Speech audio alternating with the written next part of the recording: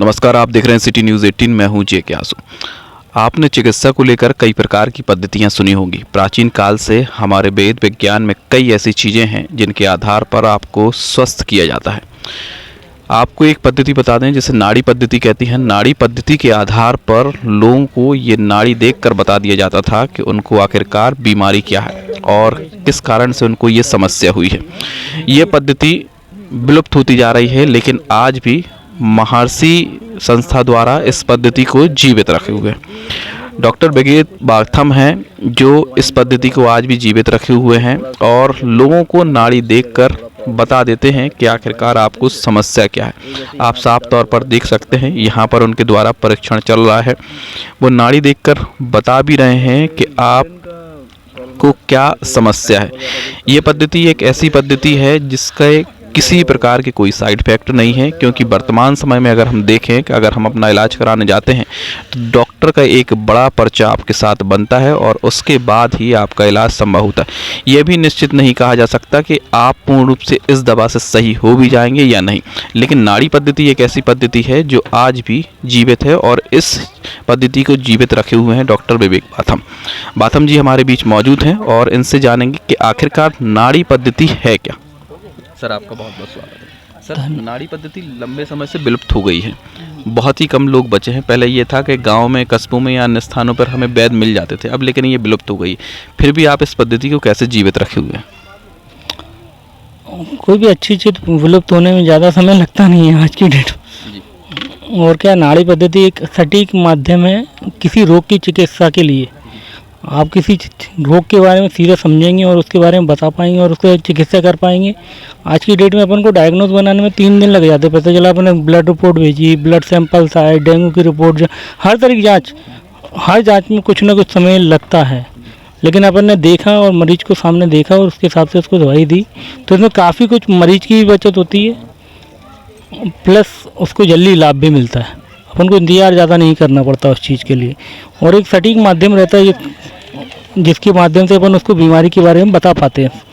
लेकिन आजकल लोग बहुत जल्दी सही होना चाहते हैं। वर्तमान समय में ये देखा, अगर सर में दर्द हुआ तो उन्होंने एक पैरासीटामोल खा लिया, अन्य चीज़ें ले ली, तो नाड़ी वो कहाँ तक काम करेगी सर इसमें?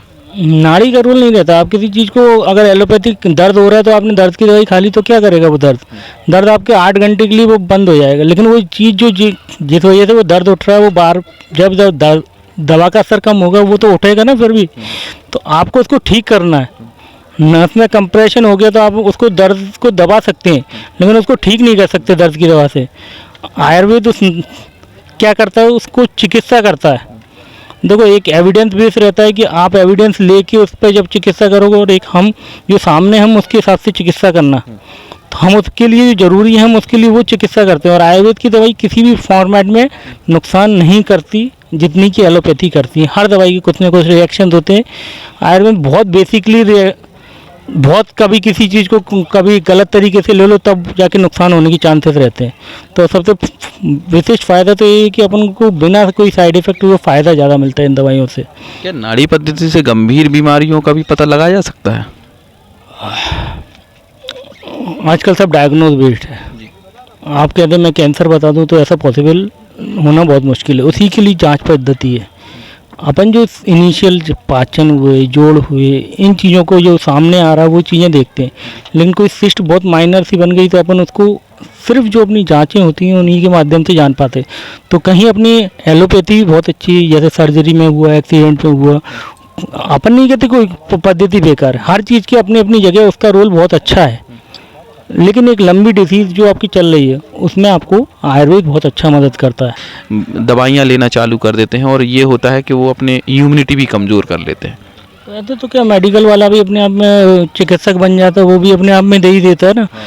फार्मासिस्ट भी दे ही देता है, जो जहाँ जिसको जो, और काफ़ी कुछ पब्लिक की भी अकल रहती है तो वो अपने हिसाब से दवाई ले लेती। लेकिन देखो, कई बार क्या रहता है, अपन दवा जिस चीज़ के लिए खा रहे हैं उसका रोग का माध्यम कहीं और रहता है। सर की दवा का कारण सर का दर्द, कभी सर का दर्द होता भी और नहीं भी होता है, उसके कारण पेट भी रहता है, सर्वाइकल भी रहता है। तो चिकित्सक उसको बताता है कि आपको एग्जैक्टली इस वजह से ये प्रॉब्लम आ रही है, समझ रहे हैं ना। तो वो थोड़ा सा एक चीज़ समझ के ही चिकित्सक का एक अलग महत्व रहता है और अपने आप लेने का मतलब एक अलग महत्व रहता है। आप उसको कुछ समय के लिए ठीक कर रहे हैं उस दवाई को खा के, परमानेंट ठीक एक चिकित्सक के माध्यम से ही किया जा सकता है। जबकि भारत आयुर्वेदिक के जनक है, भारत में आयुर्वेदिक बहुत अच्छे से माना जाता है, लेकिन अब विदेशी आयुर्वेदिक को बहुत अच्छे से मान रहे हैं, लेकिन भारत में आयुर्वेदिक विलुप्त होता जा रहा है। इस पर क्या कहेंगे? वो क्रिटिक्स हो जाएगा, अभी कहना बेकार है उसका। क्या है, कुछ